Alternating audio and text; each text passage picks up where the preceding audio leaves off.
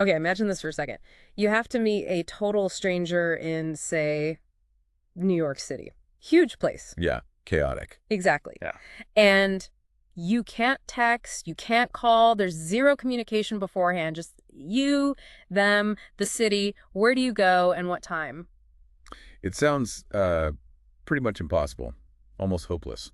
It does, but what's really wild is if you ask enough people this question, a surprisingly common answer pops up, Uh-huh. and it tells us something really deep about how we humans operate, often totally unconsciously. It really does, that whole scenario. Yeah. It's a perfect way to understand something called a Schelling point.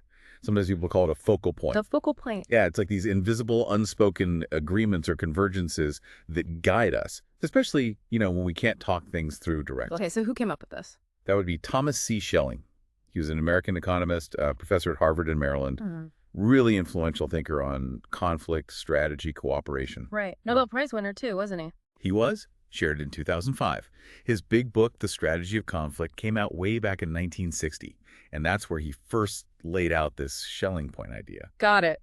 So for this deep dive, our mission is basically to unpack these Schelling points. How do they work? And how do they connect big strategic ideas with, well, human stuff like intuition, shared assumptions? And maybe the most surprising part, empathy. Empathy. Okay, that's interesting because Schelling point, it sounds very analytical. Game theory, right? It does come from game theory, absolutely. But its foundation is actually profoundly human. It really boils down to our ability to, guess what someone else is thinking, predict their intentions. So Schelling point is the solution people just kind of drift towards when they can't talk. Because it feels obvious or special somehow. Exactly. It stands out in some way. But where does empathy come in? How does feeling with someone help you pick a meeting spot in New York? It seems like a bit of a jump.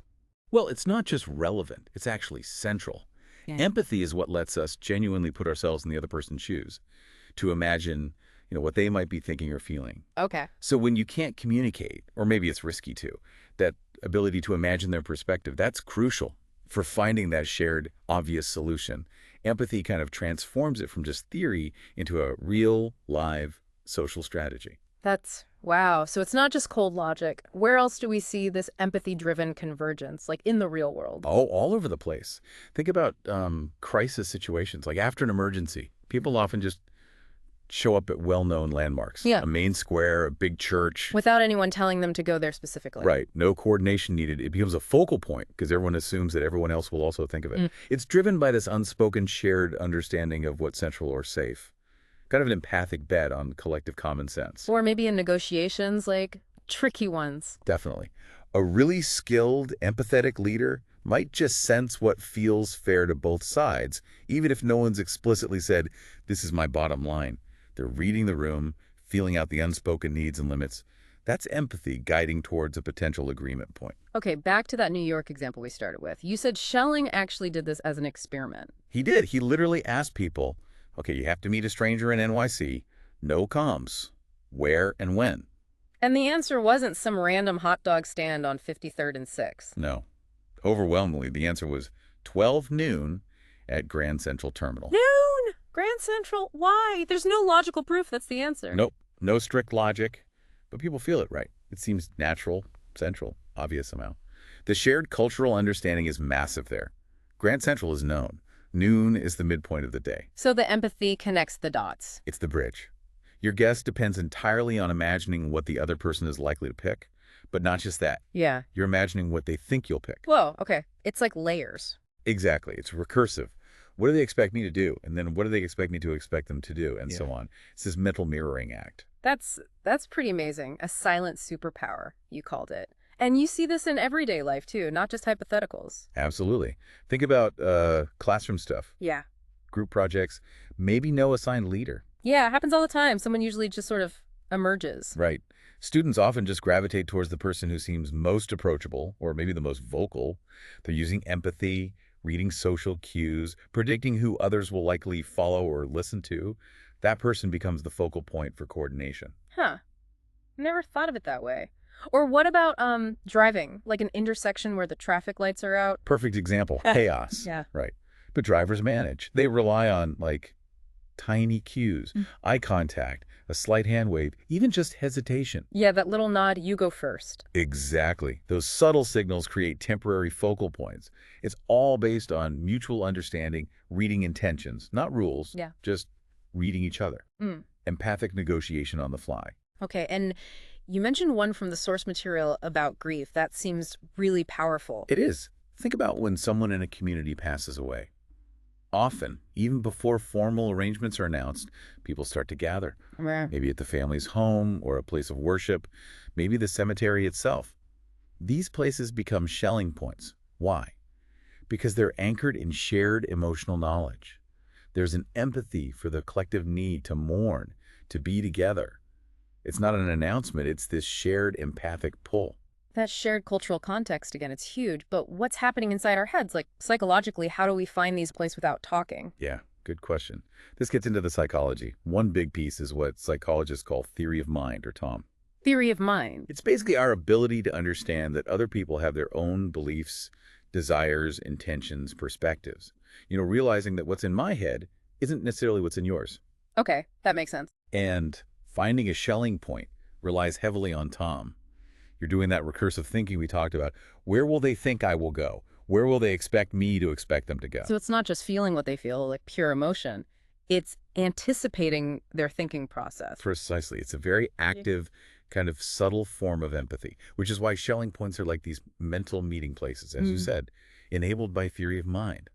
It's how society keeps ticking, really. Okay, what else is going on psychologically? Well, another thing is cognitive heuristics, mental shortcuts. Ah, like Kahneman and Tversky stuff. Exactly that kind of thing. Schelling points often work because they tap into these heuristics. They rely on traces that are salient. They just pop out, feel obvious. So like the availability heuristic, choosing what comes to mind easiest. Yep. Noon is just available. It's the simplest, most standard midday time. Or anchoring Grand Central is a huge, well-known anchor point in people's mental map of New York. So our brains are kind of lazy in a good way. We use these shortcuts, and because we mostly share the same shortcuts, We often land on the same obvious answer without even trying. These heuristics cut through the complexity. And crucially, our shared culture makes these shortcuts predictable. If we have similar cultural backgrounds, we likely have similar mental shortcuts. which links right into the next idea, shared schemas and social scripts, doesn't it? These mental frameworks we use to organize knowledge. Dot on, we have schemas for everything: routines, social situations, cultural norms. Like visiting the family home when someone's passed away, that's a script. Or meeting at the town clock tower. Or even just splitting something 50-50 if there's no other rule. That feels like a default fairness script. All great examples. Schelling points very often get activated through these shared cultural schemas. They make certain choices feel normal, expected, reliable, even when no one says a word. Okay, this is fascinating. There's even a potential neuroscience angle. Something about mirror neurons. Yeah, this is really interesting, though still being researched. The idea is that when we watch someone else do something, or even express an emotion, parts of our brain activate as if we were doing it or feeling it ourselves. Mirroring them internally. Kind of, yeah. These mirror neurons, or the mirroring system, might help explain how we simulate other people's choices. Yeah. It's like our brain runs a quick, unconscious simulation. Okay, if I were them in this spot, what would feel like the natural thing to do right now? And because our brains are broadly wired similarly. That simulated feeling, that intuitive guess, often points us and them towards the same focal point. So it's almost like embodied empathy, not just thinking, but feeling our way to this shared answer. That's a great way to put it. It really deepens the connection between strategy and this very fundamental human capacity. Which brings us to the really big picture. Schelling wasn't just thinking about meeting strangers, was he? He took these ideas into, well, much heavier territory. He absolutely did. He famously applied this thinking to the Cold War. Talk about high stakes. Nuclear conflict. How does a Schelling point apply there? Well, Schelling argued that avoiding nuclear war depended heavily on mutual understanding. Not necessarily agreement, but understanding the adversary's fears, their intentions, their likely reactions, recognizing what they saw as unacceptable escalation points. So finding the focal points of mutual deterrence, the shared understanding of, if you cross this line, we both lose. Exactly. It was a call for, essentially, strategic empathy. Understanding the other side's perspective, even if you fundamentally disagreed with them, was key to preventing catastrophe. Wow. There's that quote of his too, something about hurting. Ah, yes, powerful one. The power to hurt is bargaining power. To exploit it is diplomacy. Vicious diplomacy, but diplomacy. It really makes you think. It's strategy, but it forces you to consider the human element, the other side's view. It does if you connect that to the broader idea. Understanding the potential human cost, genuinely imagining the other side's pain or fear, making deliberate choices to avoid pushing things too far. These are, in a way, deeply empathic actions woven into strategic logic. So the real takeaway here isn't just about game theory tricks.